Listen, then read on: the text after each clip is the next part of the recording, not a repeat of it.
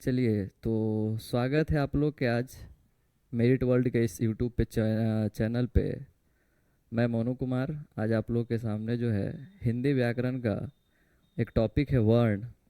वर्ण के बारे में हम आज आप लोग को चर्चा करेंगे। ये वर्ण ऐसा टॉपिक है जो ना सिर्फ टेंथ और ट्वेल्थ के लिए बल्कि जो भी टॉपिक ये जो वर्ण है वो सभी परीक्षाओं में और जहाँ जहाँ भी हिंदी व्याकरण का जो टॉपिक है अगर वर्ण रहता है तो वहाँ वर्ण पूछा ही जाता है। तो आज शुरुआत हम वर्ण से करते हैं। वर्ण देखा जाए सबसे पहली बात है कि वर्ण क्या है। यहाँ से शुरू करते हैं वर्ण। तो वर्ण अगर देखा जाए तो वर्ण का अर्थ होता है कि भाषा की सबसे छोटी इकाई को वर्ण कहा जाता है। यानी इससे छोटा इकाई और नहीं हो सकता है। जो भाषा की जो सबसे छोटी इकाई है उसी को हम क्या कहते हैं, वर्ण। या इसको दूसरे तरीके से लिख सकते हैं कि वर्ण उस मूल ध्वनि को कहा जाता है, वर्ण उस मूल ध्वनि को कहा जाता है जिसका खंड या टुकड़ा संभव न हो। उसे ही हम क्या कहेंगे, उसे वर्ण कहा जाता। ठीक है। अब रही बात कि वर्ण है क्या। जैसे जैसे देखिए, जैसे कह दिया जाए अ, जैसे कह दिया जाए आ, जैसे कह दिया जाए क, जैसे ग, ये सब जो भी सब वर्ण है यही सब सब क्या कहलाएगा, वर्ण इत्यादि। अब है कि वर्णों के समूह को, जब वर्ण आपस में मिलते हैं तो वर्णों के समूह को शब्द कहते हैं। और जब शब्द मिलेगा आपस में तो शब्दों के समूह को उपवाक्य, जब उपवाक्य आपस में मिलेगा तो वाक्य। इस तरीके से सबसे छोटी इकाई है वो आपका वर्ण है। अब रही बात कि वर्ण की संख्या कितनी होती है। कई बार बोर्ड एग्जाम में पूछा है, टेंथ के बोर्ड एग्जाम में, कि भाई वर्णों की संख्या कितनी है। तो वर्ण की जो संख्या है, वर्ण की जो संख्या है हिंदी व्याकरण में हो 52। अब कैसे 52 है हम आपको बताते हैं एक एक करके। वर्ण की संख्या कितना है, 52।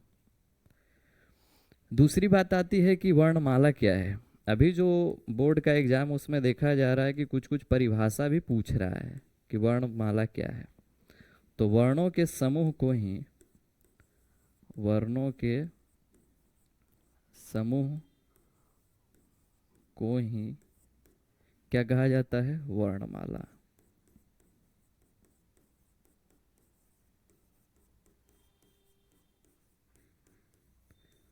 तो देखिए यहाँ दो तीन चीज है जो आप लोग अभी पढ़े कि सबसे पहले भाई कि वर्ण क्या है। तो वर्ण आप लोग ने देखा कि वर्ण भाषा की जो सबसे छोटी इकाई है, इससे छोटा कोई हो ही नहीं सकता है, वो वर्ण हो गया। या तो फिर वर्ण उस मूल ध्वनि को कहते हैं जिसका खंड या टुकड़ा संभव ना हो, उसे क्या कहते हैं, वर्ण। जैसे बहुत सारे हिंदी व्याकरण में कुल 52 वर्ण है, हम भी एक एक करके अब चलेंगे। अब ये हो गया वर्ण। वर्ण जब आपस में मिलते हैं तो शब्द, शब्द जब आपस में मिलते हैं तो उपवाक्य, उपवाक्य जब आपस में मिलते हैं तो वाक्य। इस तरीके से आपको आगे पढ़ना है, सब एक एक करके बताया जाएगा। अब रही बात कि वर्ण की संख्या हो गया 52। अब वर्ण का प्रकार क्या है। तो भाई वर्ण का देखिए प्रकार, वर्ण के, तो वर्ण दो प्रकार के होते हैं। वर्ण कितने प्रकार के होते हैं, दो प्रकार के। एक होते हैं आपका स्वर वर्ण और दूसरे को जो है वो हम आपको कहते हैं कौन सा, व्यंजन वर्ण। यानी वर्ण कितने प्रकार के हुए, दो। जो भी बोर्ड के स्टूडेंट है सब अपना कॉपी कलम लेके बैठिए और नोट कीजिए, इससे ज़्यादा आपको आएगा नहीं बोर्ड में। वर्ण जैसे ही टॉपिक समाप्त होगा उसके बाद हम पिछले 5 साल का क्वेश्चन, जैसे 2026 का जो हुआ है, 2025 का जो हुआ है, 2024 का, 2023 का, 2022 का, ये सारा चीज़ आपको वर्ण से संबंधित जो टॉपिक है सारा हम PYQ करवा देंगे। इससे ज़्यादा आपको वर्ण पूछेगा भी नहीं। और इसके साथ साथ PYQ करवाने के साथ साथ बाबू हम आप लोग को क्या है कि उससे संबंधित जो है, वर्ण से संबंधित वो सारा चीज़ बता देंगे, उससे ज़्यादा आपको नहीं रहेगा। तो वर्ण की संख्या कितनी हो गई? 52। वर्ण कितने प्रकार के हो गए? तो 2, स्वर वर्ण और व्यंजन वर्ण। अब नेक्स्ट में आप देखिए कि भाई सबसे पहले कि स्वर वर्ण क्या है, किसको कहते हैं स्वर वर्ण। तो अगर स्वर वर्ण की बात देखा जाए तो स्वर वर्ण किसे कहते हैं, सबसे पहले आप ये देखिए। तो स्वर माने क्या होता है? जिसका अपना अस्तित्व हो। तो स्वर वर्ण उस वर्ण को कहते हैं जिसका उच्चारण बिना किसी अन्य वर्ण की सहायता को हो, यानी इसके उच्चारण में किसी भी अन्य वर्ण की सहायता नहीं ली जाती, उसको क्या कहेंगे हम? स्वर वर्ण। यानी स्वर वर्ण उन वर्णों को कहते हैं जिसका उच्चारण बिना किसी अन्य वर्ण के सहायता का हो, उसको क्या कहते हैं? स्वर वर्ण। जैसे स्वर वर्ण की संख्या कितनी है, यही पूछेगा आपसे। स्वर वर्ण की संख्या जो है वह है आपको स्वर वर्ण की संख्या 11। अब है कि भाई 11 में कौन कौन है? सबसे पहली बात तो आपको, चूंकि बोर्ड के एग्जाम में आपका परिभाषा कम और एग्जाम्पल्स ज़्यादा पूछता है, तो देखिए 11 में कौन कौन है, हम आपको एक एक करके देखिए लिख रहे हैं। 11 में जो है वो है आपका अ, आ, हर्षई, दीर्घई, हर्षऊ, दुर्गऊ, ए, ओ, और हो गया आपका ओ। अगर टोटल को आप गिनिएगा तो 1 2 3 4 5 6 7 8 9 10 और 11, यानी इसकी संख्या कितनी हो गई? 11। यानी अगर आपसे पूछेगा कि भाई स्वर वर्ण की संख्या कितना है, कितना आया आपका? 11। अब है स्वर वर्ण की संख्या अगर 11 हुआ तो 11 में स्वर वर्ण को भी कई भागों में बांटा गया है, आगे हम देखेंगे। एक तो हो गया स्वर वर्ण, यानी स्वर वर्ण उन वर्णों को कहते हैं जो बिना किसी अन्य वर्ण की सहायता, या आप इसको ऐसे भी कह सकते हैं कि स्वर वर्ण उन वर्णों को कहते हैं जो स्वतंत्र हो, फ्री हो, जो किसी अन्य वर्ण पे डिपेंडेंट ना हो, उसी को हम क्या बोलेंगे? स्वर वर्ण। तो ये हो गया आपका स्वर वर्ण। अब रही बात कि भाई दूसरा जो है वो है व्यंजन वर्ण। व्यंजन वर्ण क्या है? तो व्यंजन वर्ण किसको कहेंगे? तो सिंपल जानिए कि उन वर्णों को व्यंजन वर्ण कहते हैं जो स्वर पे डिपेंडेंट हो, यानी जिसके उच्चारण में हमेशा जो है किसका सहायता लिया जाएगा? स्वर वर्ण की सहायता। तो व्यंजन वर्ण उन वर्णों को कहते हैं जो स्वतंत्र नहीं हो बल्कि किसी सहायता ली जाएगी? व्यंजन की। जैसे ही व्यंजन की सहायता ली जाएगी तो क्या कहलाएगा भाई? वो हो जाएगा आपका व्यंजन वर्ण। जैसे देखिए 11 को छोड़िए, बाकी जो भी है वो सब इसमें आ जाएगा। जैसे क, अब कहोगे क में कैसे है सर? तो अगर क को आप देखते हैं तो क जो है वो है आपका, अगर आप क को देखते हैं तो क जो है वो दो वर्णों से मिलके बना है। एक है क प्लस अ। बोल के देखिए क में क्या आ रहा है? अ। ये जो हम दिए हैं इसको बोलते हैं हलंत, और इसका मतलब होता है आधा। ये पूछा है बोर्ड में, PYQ में। अगर क्वेश्चन बैंक आप देखिएगा, बोर्ड के जितने भी स्टूडेंट हैं, वो चाहे 10th का या 12th का जो एग्ज़ाम देंगे, वो चाहे 27 में दीजिए, 28 में दीजिए, जो भी देने वाले हैं, सबसे पहले तो क्वेश्चन बैंक ले लीजिए। क्वेश्चन बैंक से ये आपको आइडिया मिलता है कि भाई क्या पूछ रहा है और हमको क्या पढ़ना है, किस दिशा में जाना है। तो सबसे पहले आपको क्वेश्चन बैंक ले लेना। हलंत माने क्या होता है? आधा। तो इसका अर्थ क्या हुआ? आधा। जैसे अगर बोले हम ख, तो ख में भी क्या आ रहा है? ख आधा प्लस अ। देखिए सब जगह स्वर की सहायता ली जा रही है। जैसे बोल दिए, मान लिया कि य में भी देखिए किन वर्णों से मिलकर बना? ई प्लस अ। आपको संधि में भी बताया जाएगा। तो इस तरह के जितने भी वर्ण है जिसका उच्चारण स्वर की सहायता से हो, उन वर्णों को हम क्या कहते हैं? व्यंजन वर्ण। अभी की व्यंजन वर्ण की संख्या कितनी है सर? तो व्यंजन वर्ण की जो संख्या है, व्यंजन वर्ण की जो संख्या हुआ है आपका 33। तो व्यंजन वर्ण कितना हुआ? 33। अब कौन कौन है 33? इधर देखिए, सबसे पहले, या आगे हम देखते हैं 33 कैसे है, जो आगे हम आपको बताते हैं। चलिए पहले आप देखिए, ये जो है वो आपका कितना हुआ? व्यंजन वर्ण। व्यंजन वर्ण की संख्या 33 है। ये हो गया स्वर वर्ण व्यंजन वर्ण। अब रही बात आगे कि स्वर का प्रकार क्या है, चलिए देखिए स्वर वर्ण के प्रकार, अभी इसी का बात कर रहे थे हम, आपको एक एक करके देखिए सब बताते हैं। तो स्वर वर्ण जो है वो है 3 प्रकार का होता है। एक होता है हरस स्वर, एक है हरस स्वर, एक है आपका दीर्घ स्वर, और तीसरे को जो हम कहते हैं वो है आपका प्लुत। कौन सा स्वर हो गया? प्लुत स्वर। कितना हुआ? 3। तो स्वर वर्ण अगर पूछे कितने होते हैं तो स्वर वर्ण होते हैं 3। हरस स्वर का दूसरा नाम भी है, हरस स्वर का और नाम क्या है? इसको मूल स्वर भी बोलते हैं। क्या बोलते हैं? मूल स्वर। इसी का तीसरा नाम भी है, इसको हम बोलते हैं आधारी स्वर भी। क्या बोलते हैं? आधारी स्वर भी। इसी का एक नाम और है, इसी को हम बोलते हैं एक मात्रिक। एक मात्रिक स्वर भी इसे कहा जाता है। तो देखिए स्वर वर्ण का हम कितना प्रकार बताए, ध्यान दीजिएगा, ये सब आपको किताब में भी नहीं मिलेगा कि स्वर वर्ण कितने, स्वर वर्ण का कितना संख्या है, तो यह 4। या स्वर वर्ण का और नाम क्या है, तो ये है आपको देखिए कौन कौन हम लिखे हैं। मूल स्वर, हरस स्वर, आधारी स्वर, एक मात्रिक स्वर। ठीक है। दूसरा ये दीर्घ स्वर। दीर्घ स्वर का दूसरा नाम संयुक्त स्वर भी है। क्या है? संयुक्त स्वर। ठीक है। तो दीर्घ स्वर का अन्य नाम क्या हो गया? संयुक्त स्वर। ठीक है, इसका दूसरा नाम क्या हो गया? संयुक्त। तीसरा प्लुत स्वर का नाम नहीं है, प्लुत स्वर का बस प्लुत स्वर है। अब है कि भाई हरस स्वर क्या है, दीर्घ स्वर क्या, प्लुत स्वर क्या है, क्योंकि आपसे तो यही प्रश्न पूछेगा संख्या कितनी है। तो देखिए नेक्स्ट, नेक्स्ट में आइए आप हरस स्वर। तो हरस स्वर सबसे पहले क्या है? तो हरस स्वर वैसे स्वर को कहते हैं जिसके उच्चारण में मात्र एक मात्रा का समय लगे। जिन भी स्वर के उच्चारण में एक मात्रा का समय लगेगा वैसे स्वर को हम हरस स्वर कहते हैं। और हम आपको बता दें कि हरस स्वर की संख्या कितनी होती है? 4। कितनी होती है? 4। तो हरस स्वर की संख्या जो है आपका है 4। वो 4 कौन कौन है देखिए, लिख दिया गया, अ, छोटी ई, छोटी ऊ और री। अभी हम आपको बताए कि यही चारों का दूसरा नाम क्या है? मूल स्वर भी है।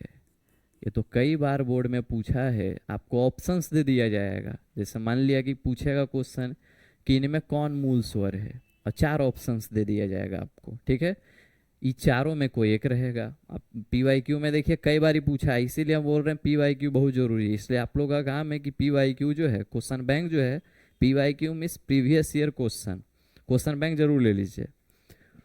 तो इनकी संख्या कितनी है? 4। अ, ई, उ और री।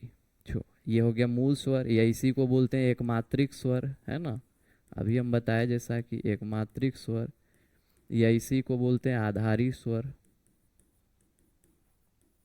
या तो फिर इसी को हम क्या बोलते हैं? मूल स्वर, एक मात्रिक स्वर, आधारी स्वर। देखिए सब नाम तो लिखिए दिए, या इसी को हम बोलते हैं हरस स्वर। हो गया। अब है कि भाई दीर्घ किसको बोलते हैं? तो दीर्घ स्वर वैसे स्वर को बोलते हैं इसमें एक मात्रा का समय लग रहा है, तो इसमें कितना मात्रा का समय लगेगा? 2। और दीर्घ स्वर कितने हैं? 7। बड़ा अ, बड़ी ई, बड़ी ऊ, ए ओ और औ। दीर्घ स्वर को ही हम क्या बोलते हैं? इसी का दूसरा नाम संयुक्त स्वर भी है। संयुक्त स्वर भी। अब रही बात कि सर यहाँ इसको संयुक्त स्वर हम क्यों बोलते हैं, देखिए संयुक्त इसको इसलिए बोला जाता है, संयुक्त बोलने का सबसे बड़ा कारण यह है, या दीर्घ बोलने का सबसे बड़ा कारण यह है कि आप किसी भी साथ में कोई एक वर्ण को लिख लीजिए। जैसे मान लिया कि हम आ लेते हैं, तो आ जो है वो किन किन वर्णों के मेल से बना है आपको पता होना चाहिए। अ जो है अ प्लस अ मिल के बना है। जैसे मान लिया कि हम इसी में दूसरा ले ले दीर्घई ई, तो दीर्घई किन वर्णों के मेल से बना है? तो दीर्घई जो वर्ण के मेल से बना है वो है हर्षई प्लस हर्षई। ये आपको संधि में हम पढ़ाएंगे, सारा चीज़ अभी एक एक करके आपको बताया जाएगा। इसी प्रकार मान लिया कि आप तीसरा जो है ए लेते हैं, ए किन वर्णों के मेल से बना? तो ए बना है अ प्लस हर्षई, या तो फिर दीर्घई मिलने से क्या बना है? ए। इसीलिए इसको हम क्या बोलते हैं? दीर्घ। दीर्घ माने होता ही है बड़ा। तो दीर्घ स्वर का दूसरा नाम क्या हो गया? संयुक्त स्वर। इसके उच्चारण में कितना समय लगेगा? 2 मात्रा का। इसको क्या बोलेंगे? दीर्घ स्वर, या इसी को बोलेंगे हम संयुक्त स्वर। अब तीसरा जो है भाई, अभी हम लिखाए थे आपको, वो है प्लुत स्वर। प्लुत स्वर किसको बोलेंगे?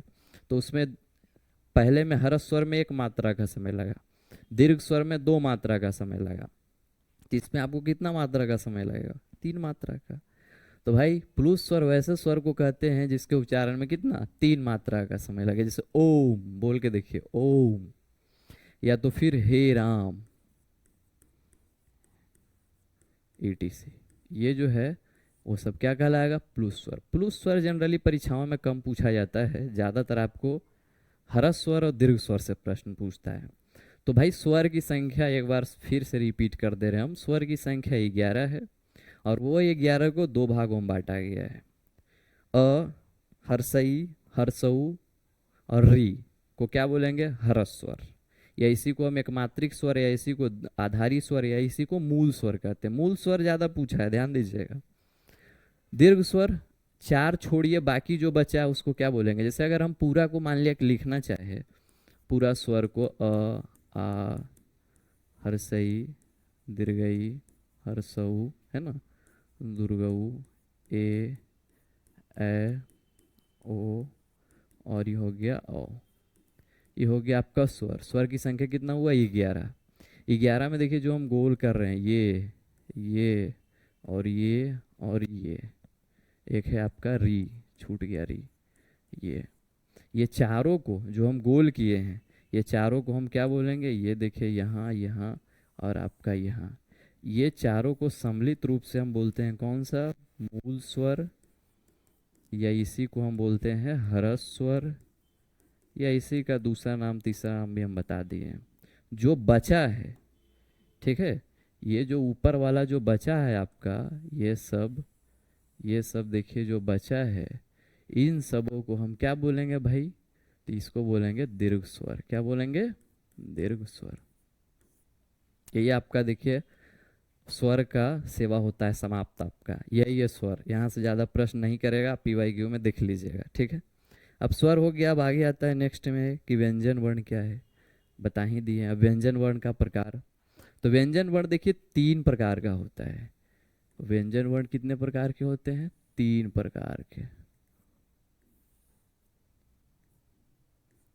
व्यंजन वर्ण 3। पहला जो है वो है व्यंजन वर्ण का पहला प्रकार, जिसको बोलते हैं स्पर्श व्यंजन। क्या है पहला? स्पर्श व्यंजन।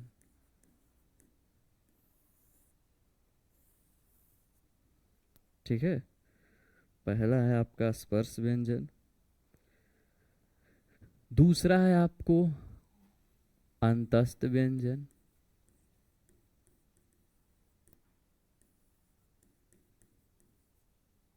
दूसरा क्या है? अंतस्थ व्यंजन। और तीसरा जो है वो है आपका उष्ण व्यंजन। क्या है? उष्ण व्यंजन। तो आपका देखिए व्यंजन का प्रकार हो गया। व्यंजन कितने प्रकार के होते हैं? तो ये व्यंजन जो है वो है आपका 3 प्रकार के। स्पर्श व्यंजन की संख्या अगर देखोगे तो ये है 25। अभी हम बताएंगे कौन कौन 25 है। अंतस्थ व्यंजन की जो संख्या है वो है 4, पहले तो आपको यही ध्यान देना है। और उष्ण व्यंजन की भी संख्या है कितना? 4। तो टोटल ऐड कीजिए, 25 4 29 और 4 33। देखिए ये प्लस ये इक्वल टू कितना हो गया? तो ये हो गया बाबू 25 4 29 और 4 33, यानी कि व्यंजन वर्ण की संख्या है 33। पीछे हम आपको बताए हैं कि व्यंजन वर्ण कितने प्रकार के होते हैं। तो व्यंजन वर्ण जो है वो आपका, व्यंजन वर्ण जो है वह है आपका कितना? 3 प्रकार का। व्यंजन वर्ण किसे कहते हैं? तो भाई व्यंजन वर्ण उन वर्णों को कहते हैं जिसके उच्चारण में स्वर की सहायता लिया जाए, उसको क्या बोलेंगे? व्यंजन वर्ण। तो हो गया आपका व्यंजन वर्ण के प्रकार। अब एक एक करके आइए, स्पर्श व्यंजन क्या है। सबसे पहली बात है कि स्पर्श व्यंजन क्या है। देखिए स्पर्श के मतलब ही होता है सटना। स्पर्श किसी भी चीज को छूना, जैसे आप साइंस में भी पढ़े होंगे स्पर्श करना। तो भाई जिन वर्णों के उच्चारण में क्या हो, मुंह से जो है कंठ हो, तालु हो, मूर्धा हो, दांत हो, ओष्ठ हो, ये सब स्पर्श करेगा, सटेगा आपस में, जैसे ही सटेगा, इन वर्णों को हम क्या बोलेंगे, इन वर्णों को हम क्या बोल देंगे, स्पर्श।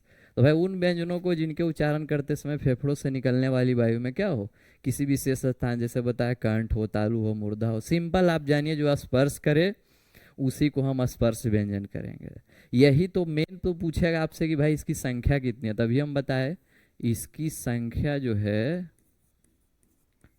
स्पर्श व्यंजन की जो संख्या वो है आपका 25। कौन कौन है 25, तो देखिएगा ध्यान से, क, ख, ग, घ, अंग, क, ख, ग, घ, अंग। ठीक, इसको सम्मिलित रूप से हम बोलते हैं क वर्ग। क्या बोलते हैं, क वर्ग। दूसरा जो है वो है आपका च, छ, ज, झ और य। इसको हम सम्मिलित रूप से बोलते हैं च वर्ग। ठीक है। तीसरा जो है आपका वो है ट, ठ, ड, ढ और ना, इसको बोलते हैं हम ट वर्ग। ठीक है। अगला जो है आपका वो है आपका त, थ, द, ध और न, इसको बोलते हैं हम त वर्ग। और जो नेक्स्ट और जो लास्ट है वो है आपका क्या, वो है आपका प, फ, ब, भ और म, इसको हम क्या बोलते हैं, प वर्ग।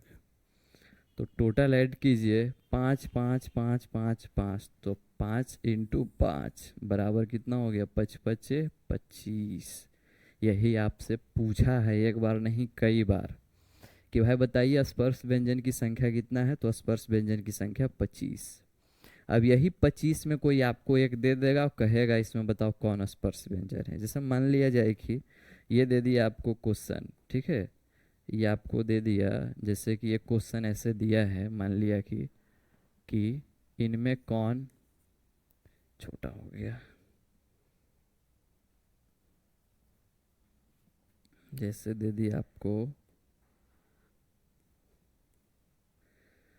इनमें कौन, इनमें कौन है ना, इनमें कौन स्पर्श व्यंजन है, स्पर्श व्यंजन है, इस तरह का क्वेश्चन। ऑप्शंस आपका क्या देगा, ऑप्शन जो आपको दे दिया, मान लिया कि आपको दे दिया ऑप्शंस, क दे दिया, ए में ऑप्शन, दो में दे दिया अ दे दिया, सी में आपको ऑप्शन दे दिया हर सही दे दिया, और डी में दे दिया नन, यानी इनमें कोई नहीं।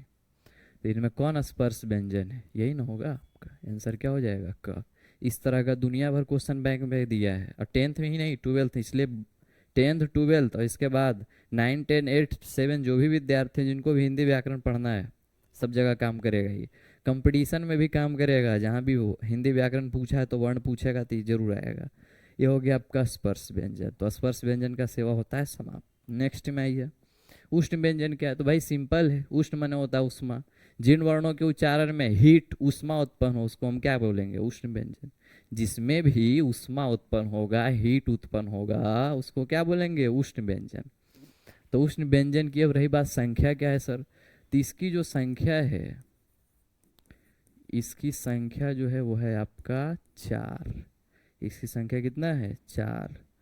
कौन कौन है 4, वो देखिए, वो है आपका 4, जो इसका संख्या है वो है आपका तालब्य स, है ना, तालब्य स, मूर्धन्य स, दंत स और ह।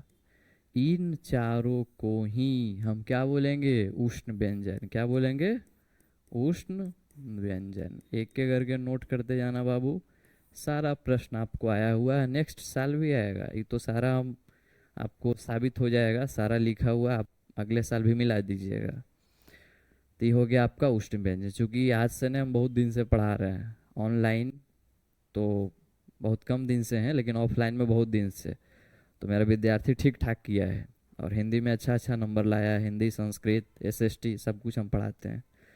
तो ये हो गया आपका उष्ण व्यंजन 4, तालब सा, मूर्धन सा, दंस और ह, ये हो गया उष्ण व्यंजन। कोई दिक्कत?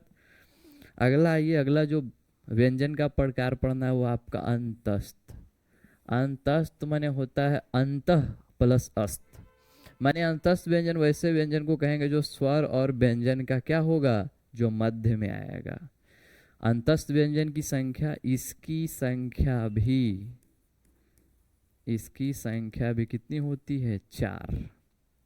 वो 4 कौन कौन है, इसकी संख्या 4। तो इसकी संख्या जो 4 है बाबू, वो देखो आपका, इसकी संख्या 4 में कौन है, य, र, ल और व। ध्यान देना, इन चारों का दूसरा नाम अर्ध स्वर भी है। ठीक, अगर आपसे पूछे कि इसका दूसरा नाम क्या है, तो इसको अर्ध स्वर भी कहा जाता है। तो ये आपको हो गया अंतस्थ व्यंजन, उष्ण व्यंजन, स्पर्श व्यंजन, व्यंजन का तीनों प्रकार, स्वर का तीनों प्रकार, ये होता है आपका सम।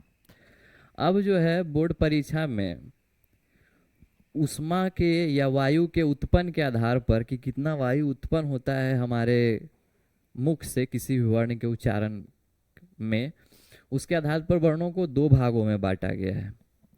वो है आपका, एक है जिसको बोलते हैं अल्प प्राण, ठीक, एक को क्या बोलते हैं, अल्प। देखिए ये हेडिंग में ही इसका आंसर है, या इसको परिभाषा है। अल्प माने क्या होता है, कम, प्राण माने होता है वायु। सिंपल हो जानिए भाई कि अल्प प्राण उन वर्णों को कहते हैं जिन वर्णों के उच्चारण में कम मात्रा में वायु उत्पन्न हो। जैसे अगर आप बोल रहे हैं, मान लिया कि अ, देखिए अ में बहुत कम वायु उत्पन्न हो रहा है, और उसी में आप अगर बोलते हैं आ, तो आ में क्या है, ज्यादा वायु उत्पन्न हो रहा है। तो अल्प माने क्या होता है, कम। तो जिन वर्णों के उच्चारण में कम वायु उत्पन्न हो उसको हम क्या बोलेंगे, अल्प प्राण। अब रही बात कि अल्प प्राण की संख्या क्या है, मेन तो आपको संख्या पढ़ना है, परिभाषा नहीं याद रहे कोई दिक्कत नहीं है, लेकिन कौन वर्ण कौन होते हैं ये आपको याद होना चाहिए, क्योंकि यहीं से प्रश्न रहेगा, और है दिया है पिछले कई साल और आगे भी देगा। तो अल्प प्राण की संख्या क्या है, देखिए हम लिख रहे हैं, क, ख, ग, घ, अंग। ध्यान दीजिएगा आप लोग, ठीक है। उसके बाद आइए, दूसरा है च, छ, ज, झ और य। तीसरा है आपको ट, ठ, ड, ढ और न। चौथा है आपको त, थ, द, ध और न। और पांचवा जो है आपको है प, फ, व, भ और म। अब ध्यान देना, इसको बोलते हैं, अभी लिखे हम कवर्ग, चवर्ग, टवर्ग, तवर्ग और पवर्ग।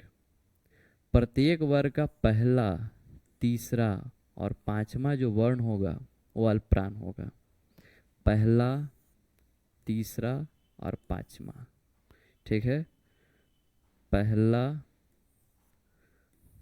तीसरा और पांचवा, पहला, तीसरा और पांचवा। इसको याद करने का ट्रिक क्या है, सिंपल जानिए कि भाई 1, 3 और 5, इसको आप मैथ में पढ़े होंगे, इसको कौन संख्या बोलते हैं, सम या विषम, इसको बोलते हैं विषम संख्या। तो भाई जैसे ही अगर कवर्ग में पूछे कि बताओ कवर्ग में कौन कौन अल्पप्राण है, तो देखो तुम कवर्ग में चूंकि क, ख, ग, घ, अंग 5 वर्ण, तो देख लो इसमें विषम संख्या कौन कौन है, विषम संख्या वाला कौन कौन स्थान पे आ रहा है। तो जो भी विषम संख्या वाला स्थान पे आ रहा है वो सब क्या हो जाएगा, आपका अल्पप्राण। तो इसमें कौन कौन हो जाएगा, क, ग, अंग, इसमें च, ज, य, इसमें हो गया ट, ड और न, त, द और उसके बाद न, प, ब और म। तो अगर आप एक वर्ग में 3 है तो टोटल 5 है, तो कितना हो गया इसकी संख्या, यहाँ देखिए इसकी संख्या हो गया आपका, ये हो गया कितना, 3 इंटू 5, 3 5 15। और ध्यान दीजिएगा और कौन कौन होता है, तो य, र, ल और व, ये भी अल्प प्रांत, इसकी संख्या कितनी हो गया, 4, ठीक। इसके अलावा सभी स्वर, सभी स्वर क्या होते हैं, अल्प प्राण होते हैं। सभी स्वर अल्प प्राण होते तो सभी स्वर की संख्या कितना है 11। अब आप टोटल ऐड कीजिए, अगर आप टोटल ऐड कीजिएगा तो 11, 4 और 15, यानी अगर आप ऐड कीजिएगा तो हो गया 15 प्लस 4 और प्लस 11, तो 15 4 19 11 30। यानी अगर आपसे पूछे कि अल्प प्राण की संख्या क्या है, तो देखिए हम एक एक करके लिख दिए हैं। अल्प प्राण की संख्या आपका कितना हो गया 30। कौन कौन है, तो कवर्ग में क ग अंग, चवर्ग में देख लिए पवर्ग। उसके अलावा इन चारों को कौन नाम से जानते हैं, हम ये पीछे बताए हैं। यरलवा को किन वर्णों के नाम से जानते हैं, तो भाई यरलवा को हम अंतस्थ व्यंजन कहते हैं। तो अंतस्थ व्यंजन की संख्या कितनी हो गई 4, ठीक है। और सभी स्वर, अभी हम सबसे पहले बताया कि स्वर की संख्या 11, तो 15 प्लस 4 प्लस 11 बराबर 30। तो इसकी संख्या कितनी हो गई 30। अब जो इसमें जो बचा है आगे हम बताएंगे, ये सब आएगा आपका महाप्राण में। तो पहले अल्प प्राण हो गया भाई, अब महाप्राण में। नेक्स्ट में देखिए, तो भाई महाप्राण क्या है, तो वहाँ जो बचा है पीछे देखिए, यहाँ यहाँ जो बचा है, ये जो खाली जो छोड़ रहे हैं हम, जैसे अगर हम इसको लिखना चाहे दूसरे कलर से, तो इसको हम या तो फिर इससे कीजिए। देखिए ब्लैक से जो हम इसको ऐसे कर दे रहे हैं ये वाला, और यहाँ से जो ऐसे कर दिया जा रहा है ये वाला, ये दोनों है क्या आपका महाप्राण। क्या है, महाप्राण, ठीक। तो नेक्स्ट में देखिए महाप्राण क्या है। महाप्राण माने सिंपल, महा माने ज़्यादा, प्राण माने वायु। तो भाई जिन वर्णों के उच्चारण में ज़्यादा वायु उत्पन्न हो उसको क्या बोलेंगे, महाप्राण। सिंपल है, परिभाषा याद हो ना हो कोई दिक्कत नहीं, बस आप एक बार देख लीजिए और अपने तरीके से भी परिभाषित कर सकते हैं। अब जैसे महाप्राण पूछे कि क्या है महाप्राण, तो अब बताइए कि भाई महाप्राण उन वर्णों को कहते हैं या उन व्यंजनों को कहते हैं जिनके उच्चारण में क्या हो, ज़्यादा वायु उत्पन्न हो, उसको क्या बोलेंगे, महाप्राण। महाप्राण में कौन कौन है, तो यहाँ जो छूटा है, देखिए यहाँ जो छूटा है सबको लिखिए यहाँ। तो कवर्ग में क्या क्या छूटा है, ख और घ, ठीक। उसी प्रकार चवर्ग में छ और आपका कौन छूटा है, देखिए छ और ज, क्या है, छ और ज। उसी प्रकार आपका जो है वो है आपका टवर्ग में। टवर्ग में क्या छूटा है, ठ, और चौथा में क्या होगा, ट, ठ, ड, ढ, ढ। उसी प्रकार आगे आइए आप, तवर्ग में क्या छूटा है, तो तवर्ग में थ और त, थ, द, ध। उसी प्रकार आप आ जाइए इसमें पवर्ग में। पवर्ग में क्या छूटा है, फ और ब। इसकी संख्या कितना हो गया आपका, 5 दूनी 10, क्योंकि एक में 2 आएगा, 1 2 3 4 5 6 7 8 9 10, ये हो गया 10। और इसके अलावा 10 के अलावा क्या है आपका, तो 10 और प्लस 4 कौन हो, तो 4 जो है यह है आपका तालब स, मूर्धन स, दंत स और ह। इन चारों को हम किस व्यंजन के नाम से जानते हैं, पीछे हम आपको बताए हैं। तीन चारों को जो हम व्यंजन कहते हैं, ये व्यंजन का नाम क्या है, उष्ण व्यंजन। किस व्यंजन के नाम से जानते हैं, उष्ण व्यंजन। तो आपका टोटल संख्या कितना हो गया 10 और प्लस इसकी संख्या कितना हो गया 4, तो 10 और 4 14। यानी महाप्राण कितने होते हैं 14।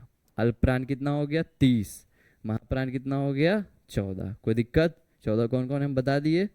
ये देखिए आज यहीं तक रहने देते हैं बाबू, और जो नेक्स्ट है उसमें हम आपको घोष वर्ण, अघोष वर्ण और वर्ण में जो सबसे इम्पोर्टेंट टॉपिक है जहाँ से हर साल क्वेश्चन पूछना ही है, इस बार भी पूछा है, वह है उच्चारण स्थान कि उच्चारण स्थान क्या है। और अगले दिन हम आपको ये बताएंगे कि वर्ण की संख्या जो 52 होता है 52 कैसे है, वो हम सारा आपको ऐड करवा देंगे कि कैसे कैसे 52 आ गया। तो ठीक है, आज यही, आज खुश रहिए, मस्त रहिए, तंदुरुस्त रहिए। और उसके बाद जो है सबसे पहले आप इसको बढ़िया से कॉपी पे नोट करके उसके बाद फेयर बना लीजिएगा, इससे ज़्यादा नहीं रहेगा, ठीक है। तो आज रहने देते हैं यहीं तक।